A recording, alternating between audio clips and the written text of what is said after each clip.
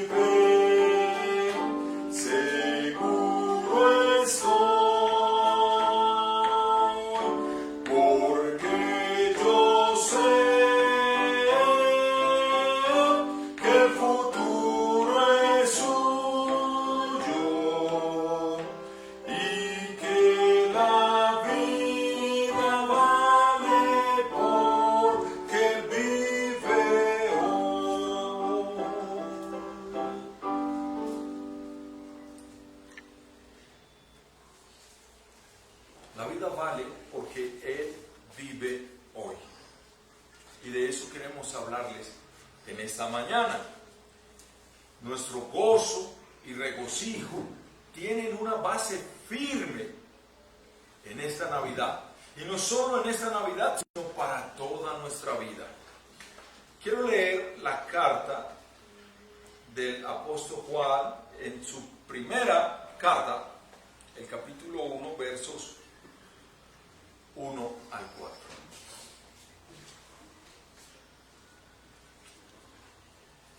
Lo que era desde el principio, lo que hemos oído, lo que hemos visto con nuestros ojos, lo que hemos contemplado y palparon nuestras manos tocante al verbo de vida, porque la vida fue manifestada y la hemos visto y testificamos y os anunciamos la vida eterna, la cual estaba con el Padre y se nos manifestó. Lo que hemos visto y oído, eso os anunciamos, para que también vosotros tengáis comunión con nosotros. Y nuestra comunión verdaderamente es con el Padre y con su Hijo Jesucristo. Estas cosas os escribimos para que vuestro gozo sea cumplido. Es palabra de Dios.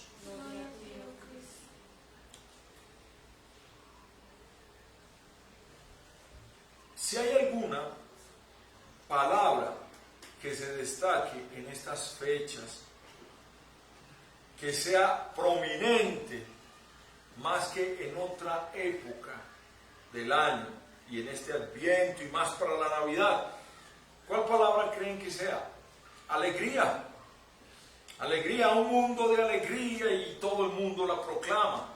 Es tanto que uno de nuestros mejores himnos de Adviento, de hecho es el número 1 en nuestros himnarios, termina cada estrofa con: alégrense, oh Israel, vendrá, ya viene, oh Emanuel. Estamos hablando del himno de Adviento. Alégrense, oh Israel, vendrá, ya viene, Emanuel. Y uno de los himnos más populares, más conocidos, aún cantado por el mundo que no es cristiano, y en las películas suena mucho, termina igual en cada una de sus estrofas: alegría, alegría, cristiandad. Oh santísimo, felicísimo, grato tiempo de Navidad, al mundo perdido Cristo le ha nacido, alegría, alegría, cristiandad. En realidad podría ser muy interesante para usted que conoce el himnario, para los creyentes, si mira toda la sección de Adviento y toda la sección de Navidad, todos estos himnos están hablando de alegría, de gozo, de regocijo. Es un tiempo para hacerlo, pero también debemos recordar que la época de Adviento es una época de arrepentimiento. Es una época en que el corazón está contrito por nuestros pecados para recibir al Mesías que vendrá, al niño que ha de nacer. Entonces esa tristeza que sentimos por nuestros pecados debe tornarse en alegría profunda al saber que ese niño que iba a nacer en Belén iba a perdonar y perdonó todos nuestros pecados. Y por eso es que la alegría del nacimiento del niño Jesús debe ser sostenida y aumentar nuestra alegría cotidiana día tras día, no solo en Adviento y en Navidad. Hay un himno también de Adviento que está en el himnario, dice: cuando los pecadores ven su perdida condición y sienten la presión de la carga de sus pecados, Jesús viene en su misión para curar el corazón enfermo del pecado. Todo pesar tiene que huir ante su gracia y alegría divina tomará su casa. Así dice el himno. ¿Qué es lo que estoy diciendo en esta introducción? Que la verdadera alegría, el verdadero gozo de Navidad debe permanecer y permanece a través de todos los cambios y situaciones de la vida. Nosotros como humanos podemos afligirnos, estar tristes, preocupados, podemos tener muchos problemas. Pero ese gozo que ese niño puso en nuestros corazones, esa esperanza de la vida eterna que Él puso en nuestros corazones debe permanecer en la pobreza y en la prosperidad, en la enfermedad y en la salud, en la guerra y en la paz. Porque esa alegría no está atada a las cosas de este mundo. No. El mundo ató su alegría a este mundo, a su música, a su licor, a sus tradiciones y supersticiones, pero la alegría de la que nosotros estamos hablando es diferente. En realidad los cristianos llegan a comprender con frecuencia que la alegría de la Navidad sobre el nacimiento del niño Jesús significó mucho para ellos. Hablo de los cristianos antiguos, significó mucho para ellos en época de gran angustia. Sufrieron las persecuciones en manos de los romanos, en el Coliseo romanos, cuando los echaron a los leones. En la antigua Unión Soviética, cuando fueron perseguidos, que muchos de ellos les tocó memorizar las páginas que les daban de la Biblia y tragárselas después para que no fueran. Pero ese gozo de esa Navidad permaneció. Por eso, mientras la Navidad no siempre es tiempo de estar alegres, será siempre una época para regocijarse, porque la alegría de la Navidad está construida en una base sólida que nunca cambiará, que no cambia de un día para otro como nuestro genio, como nuestra voluntad. Y en nuestro texto que acabamos de leer, el apóstol Juan nos hace fijarnos en dos cosas: que nuestro gozo tiene una base firme, inamovible. Y miremos la primera situación de la que quiero hablar. Este gozo inamovible está basado, está fundamentado en este niño, en la naturaleza de este niño cuyo nacimiento celebramos. Ahora, si usted no conoce la naturaleza de este niño y simplemente pone el muñequito ahí en el pesebre, déjeme decirle que se perdió todo lo que es la Navidad.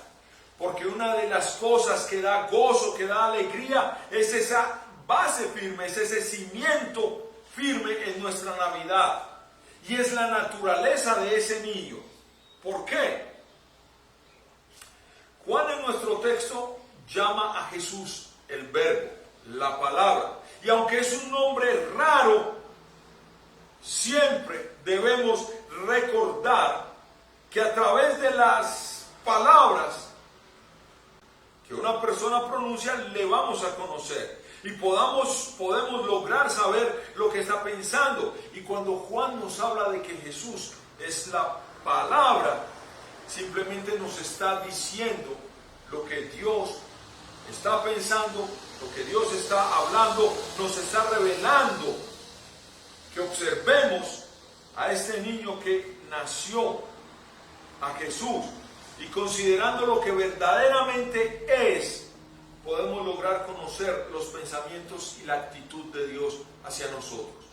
Cuando Juan dice en el principio era el verbo y el verbo era con Dios, nos está diciendo, mire la naturaleza de este niño. Todas las cosas por ese verbo fueron hechas.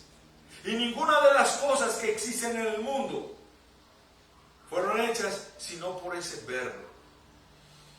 Y eso nos refleja la actitud de Dios hacia nosotros. El verbo se hizo carne y puso su morada entre nosotros, dice el Evangelio de Juan 1. En realidad el nacimiento de Jesús es lo único que verdaderamente puede ayudarnos a sacarle sentido a esta vida, a este mundo y a todo en general. Porque la euforia de esta temporada pasa y cada vez es menos duradera para el mundo. Pues desde ya las emisoras de radio, ¿cómo es? Desde septiembre se siente diciembre, porque quieren prolongar cada vez más la época, las fiestas, la rumba, porque no tienen una alegría verdadera, no tienen una base sólida y firme para celebrar la Navidad. Conociendo verdaderamente quién es este niño, su naturaleza, podemos sacar el sentido de la vida. ¿Sabe que hace muchos años discutí con un profesor de la Universidad de Antioquia? Porque el personaje solamente dijo que la religión enseña a la gente a no pensar. Bueno, las religiones, como la meditación trascendental, enseñan a la gente a no pensar, es verdad. La religión, como los musulmanes, enseñan a la gente a no pensar. Pero el cristianismo no lleva a la gente a dejar de pensar. Mejor dicho, le lleva a empezar a pensar correctamente. Y es ahí donde vamos a conocer la naturaleza de este niño. Cuando miramos bien al mundo, miramos que hay algo malo en él, que hay algo que no tiene sentido. Vemos el crimen, vemos la maldad en aumento, vemos la corrupción entre nuestros líderes y las autoridades en aumento, vemos mucho caos. Y a veces nos preguntamos por qué los jueces, la justicia no hace algo al respecto. Y la gente que piensa se pregunta también por qué Dios no hace algo al respecto. Y algunas personas al ver esto deciden no pensar más, deciden no ver más noticias y a lo último terminan diciendo, no existe Dios. Y cuando vemos que los sufrimientos están aumentando, bien sea por enfermedades, persecuciones, hambres, pestes, nos volvemos a preguntar por qué el gobierno no hace algo al respecto, o por qué Dios, si es Dios, no quita el dolor. Pero otra vez algunas personas deciden dejar de pensar y decir que no hay Dios, como fue este profesor de la universidad. Pero cuando Jesús viene a este mundo, cuando Jesús nació, nos ayuda a sacarle sentido a la vida. Nos permite dar una mirada dentro del corazón de Dios. Y hace que veamos que Dios es verdaderamente el Dios justo. Y se lo voy a poner en dos formas. justo y quiere castigar el pecado. Está airado contra el pecador. No es el cuento de que Dios odia el pecado y ama al pecador. No. Dios odia el pecado y odia al pecador y quiere castigarlo. Pero también hace que veamos que Dios es bondadoso y que quiere perdonar al pecador y su pecado. Y que por eso envió su propio Hijo a este mundo para que pudiera sufrir el castigo del pecado que usted y yo merecíamos. El castigo del pecado por nosotros y al mismo tiempo ganar el perdón para nosotros. Por eso cantamos ese himno: Dios nos envió a su Hijo Cristo. Él es amor, Él es paz y es perdón. En el mundo en que toda la gente, los llamados gente buena y los que son llamados malos, tienen que morir. Y déjeme que aquí quiero debatirle dos cosas. Días atrás nos encontramos con un taxista que él decía que Jesús era un extraterrestre que no tenía sangre humana y que él no discutía y no le importaba si Jesús era humano o no porque lo sentía por acá en el corazón. No, en un mundo donde todos los buenos son malos, porque no hay más, ni extraterrestres ni nada, tienen que morir, Jesús brinda la esperanza de vida. El hecho de que todos tienen que morir y muestra la verdad de que todos los hombres han pecado contra Dios y merecen la paga por su pecado, que es la muerte. Viene a este mundo Jesús a prometer la vida eterna. Viene Jesús a prometer y a dar el perdón. Y es aquel a quien Juan llama la palabra de vida.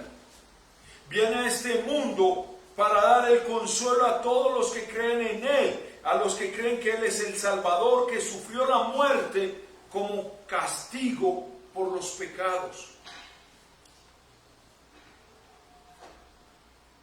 Ahí tenemos la esperanza de la vida eterna. Ahí tenemos la verdadera alegría en la Navidad. Y la verdadera alegría en la Navidad viene por creer esto. Y esto la convierte en la clase de alegría, como dice San Pablo, que la pobreza, el dolor, la enfermedad y la muerte no nos puede quitar. La alegría de la Navidad, por tanto, tiene una base firme en la naturaleza de este niño, cuyo nacimiento celebramos en estas festividades. Este niño que fue hecho hombre, Dios hecho hombre, que vino a morir por usted. No es un extraterrestre, no. Dios lo engendró en el vientre de la Virgen María por obra y gracia del Espíritu Santo. Es un humano. Dios no vino a salvar extraterrestres. Dios envió a Cristo hecho hombre a este mundo.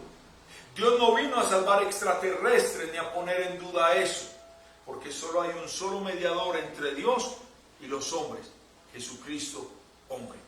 Y si usted logra comprender la naturaleza de ese niño, que fue Dios haciéndose hombre para sufrir el castigo que usted merecía por ese pecado, encontrará el verdadero gozo de la Navidad. Y ahí viene nuestra segunda parte. El gozo de la Navidad, la verdadera alegría de la Navidad tiene un cimiento firme y es el testimonio personal de los apóstoles. Y no estoy hablando de esos apóstoles modernos, gente que se autonombra apóstoles, porque realmente son siervos de Satanás. Estoy hablando del fundamento apostólico en el que la iglesia está creciendo. La alegría de la Navidad tiene la base firme porque está fundamentada en el testimonio personal de los apóstoles. Miremos esto. Cuando la Biblia nos informa acerca de todas las cosas maravillosas que hizo Jesús sobre todo para nosotros, las maravillosas bendiciones que llegan a nosotros a través de Él, siempre hay gente que decide dejar de pensar acerca de esto y darlo todo por perdido y prefieren entregarse a fiestas paganas, al licor y a buscar una euforia que no es alegría, y como si fuera nada más que ilusiones o imaginaciones piadosas. Y aquí es donde el fundamento de los apóstoles entra para nosotros. Juan dice, lo que era desde el principio, lo que hemos oído, lo que hemos visto con nuestros ojos, lo que hemos contemplado y palparon nuestras manos, lo que hemos visto y oído, eso les anunciamos. La religión cristiana y la historia del Cristo, el Salvador del mundo, no es algo que los hombres han sacado de la imaginación o de sus propios corazones. No es un mito, no es una leyenda, como lo es Papá Noel, como lo es Santa Claus, o como lo es Rodolfo, el reno de la nariz roja, que incluso hay algunos villancicos que se cantan a él. Juan dice, nosotros mismos oímos estas cosas. Y ahí viene el testimonio apostólico. Si alguien desea decir, bien, nosotros podemos oír muchas cosas que no son ciertas. Juan continúa y dice, nosotros lo vimos con nuestros propios ojos.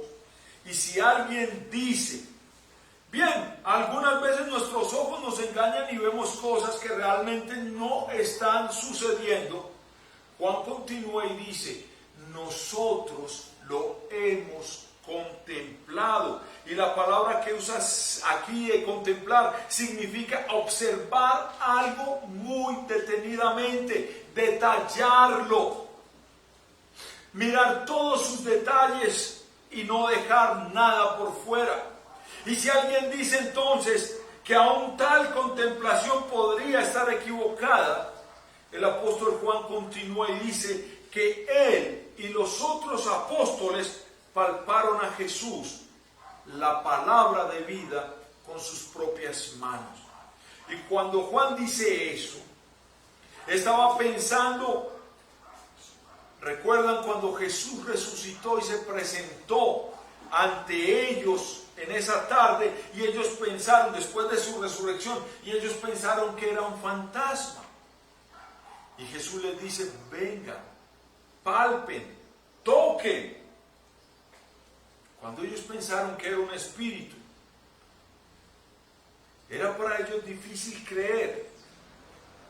Por sus propios ojos y oídos, Jesús les dijo, palpad y ved, porque un espíritu no tiene carne ni huesos, como veis que yo tengo. Y una vez más los apóstoles nos están hablando de la naturaleza de ese niño que nació en Belén, que participó de carne y sangre. Y cualquier persona que niegue esto no va a encontrar el verdadero sentido de la Navidad. Cualquier persona que no crea esto, la Navidad va a ser una fiesta más, como celebrar el Día de la Mujer o el Día de la Madre.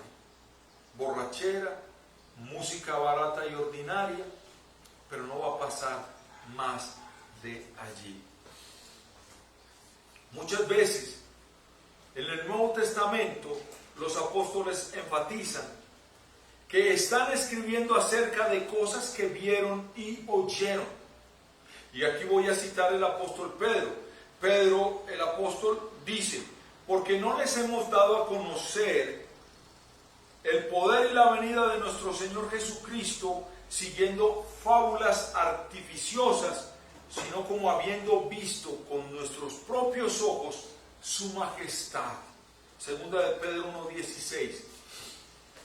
O cuando la iglesia antigua, la iglesia primitiva, eligió a un hombre para reemplazar a Judas, el que traicionó a Jesús, cuando iban a reemplazar a Judas como apóstol, uno de sus requerimientos, bueno, en realidad, el único requerimiento mencionado para que fuera apóstol era que tenía que ser alguien que hubiera estado con Jesús desde la época de su bautismo hasta el momento de su ascensión.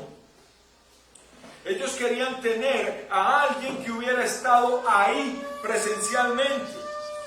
Y así lo dice el libro de Hechos, el capítulo 1. El requisito para ser apóstol, que hubiera estado desde el bautismo de Jesús hasta su ascensión al cielo.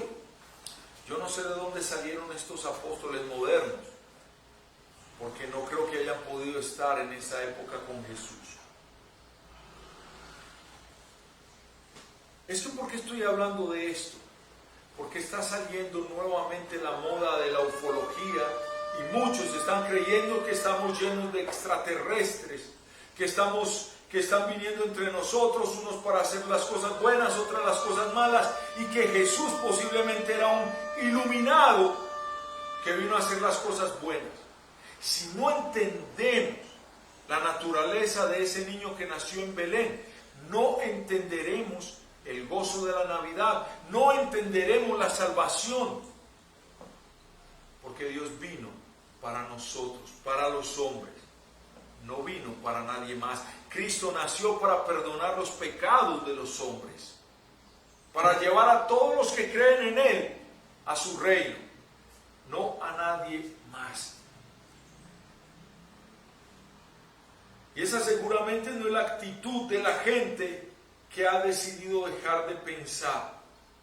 En realidad el Señor Jesús, en la noche antes de morir, prometió a sus discípulos que el Espíritu Santo vendría a ellos y les haría recordar lo que Él les había dicho cuando estaba ahí presencial con ellos. Y continuó diciéndoles: pero cuando venga el Consolador, a quien yo os enviaré del Padre, el Espíritu de verdad, el cual procede del Padre, Él dará testimonio acerca de mí. Y vosotros daréis testimonio también, porque habéis estado conmigo desde el principio. Juan 15, versos 26 y 27.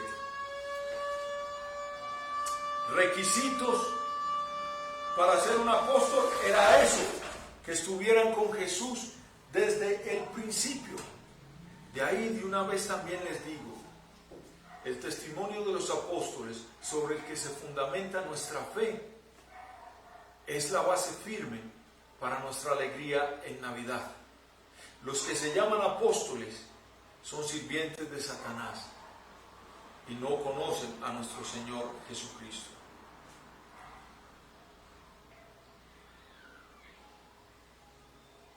Y es aquí donde también cuestionamos, como cuestioné a ese profesor de la universidad, que hablan de que la religión cristiana no enseña a pensar. Pues aquí les decimos que de una vez tiene que empezar a pensar sobre estas cosas. Y usted que me está escuchando ahí, tiene que empezar a pensar sobre estas cosas. La iglesia de nuestro tiempo también tiene que pensar sobre estas cosas. Dar una segunda mirada a algunas de las cosas que se están predicando hoy, incluyendo a la iglesia luterana. Porque se están volviendo demasiado humanistas. Se están volviendo...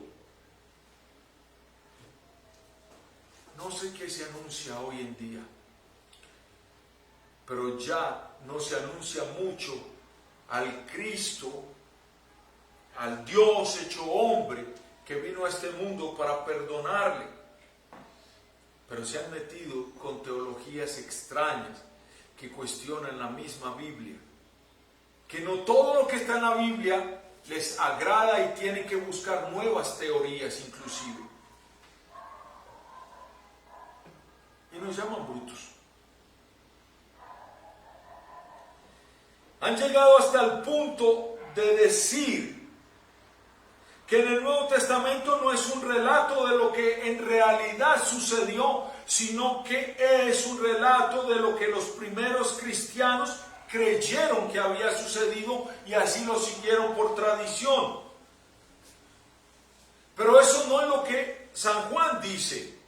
Mejor dicho, San Juan nos dice, y aquí está hablando por todos los apóstoles.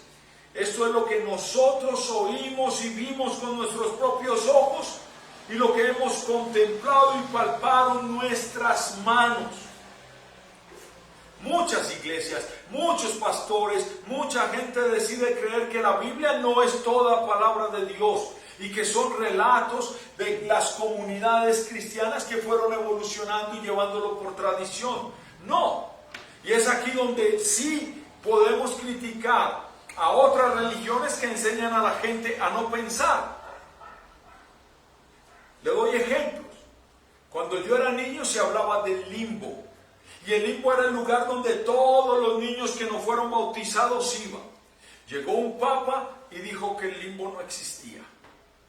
Llegó otro papa, Juan Pablo, muy querido por todos, y dijo que el cielo y el infierno no existían, que eran solo estados de la mente.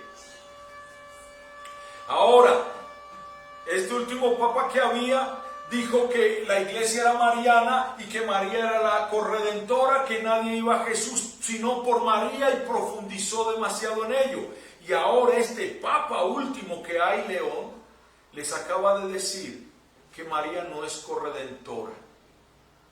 ¡Ey! No hay una base firme para seguir ahí. No hay un fundamento apostólico para seguir ahí. Y si hablan de las iglesias cristianas, muchas todavía se sostienen por obras. Haga ayunos, haga oraciones, vístase de esta forma, no se pinte, no se tinture. Pero ninguna habla de la naturaleza de este niño cuyo nacimiento celebramos esta semana que entra. El Cristo que se hizo hombre y por el cual recibimos nosotros la redención. Y eso es lo que nosotros oímos y vivimos con nuestros propios ojos, y lo que hemos contemplado y palpado en nuestras manos.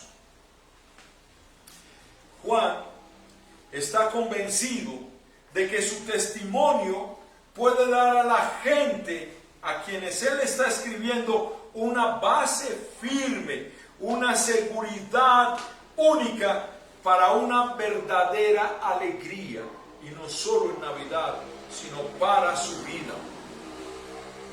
Y concluye su texto diciendo: lo que hemos visto y oído, eso os anunciamos, para que también vosotros tengáis comunión con nosotros. Y nuestra comunión verdaderamente es con el Padre y con su Hijo Jesucristo. Y estas cosas os escribimos para que vuestro gozo sea cumplido. Y tal como Pablo sabía también esto, que muchos llegarían a la fe escuchando la palabra de Dios, así Juan sabía que muchos heredarían la vida eterna, la fraternidad dentro de la iglesia, la fraternidad de la unión con Dios y con el Salvador por medio del mensaje que él estaba proclamando. Por eso este mensaje de ese Dios que se hizo hombre para salvarnos no debe cambiar, no debe mudar. Por eso sostenemos que la Biblia es la palabra de Dios inerrante, inalterada, perfecta, como es Dios. Y déjeme resumirle, porque cuando creemos lo que oímos de los apóstoles, de esos que estuvieron presencialmente con Cristo desde su nacimiento hasta su ascensión, o desde su bautismo hasta su ascensión, cuando creemos lo que oímos de los apóstoles, cuando creemos lo que ellos dicen, ¿y qué es lo que están diciendo? Que Dios envió a su propio Hijo para nacer de una virgen en este mundo por nosotros, y para morir por nuestros pecados, a fin de que pudiésemos tener la firme esperanza de la vida eterna en el cielo con Él.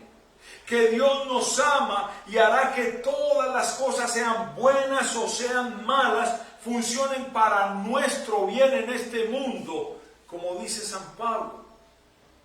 Que Él es bondadoso con nosotros y por el amor de Jesús nos ha perdonado todos nuestros pecados. Cuando creemos esto y todas las otras promesas que se nos da en este libro, la Sagrada Biblia, entonces tenemos una base firme, bien cimentada para la alegría. No únicamente en la época de Navidad, sino durante toda nuestra vida y aún en la muerte. Pues dice el salmista que Él nos guiará aún más allá de la muerte. Pero cuando usted dice que no está de acuerdo con muchas cosas de estas, que esta no es la palabra de Dios, sino que contiene algunos relatos, pero no reales, no hay esperanza para usted más que el infierno. Entonces, cuando creemos, tenemos una base firme para la alegría. Porque sabremos entonces cuánta razón tenía el apóstol Pablo cuando dijo que no hay nada en toda la creación que pueda separarnos del amor de Dios que es en Cristo Jesús, Señor nuestro. Ni la vida, ni la muerte, ni ángeles, ni principados, ni potestades. Nada podrá separarnos del amor de Dios que es en Cristo Jesús, Señor nuestro. Y por eso no son extrañas para nosotros las palabras de Juan en nuestro texto, cuando dice: estas cosas os escribimos para que vuestro gozo sea cumplido. Y ahí tenemos la alegría, el gozo firme y estable en esta Navidad. Estimados, la Navidad se llama Cristo.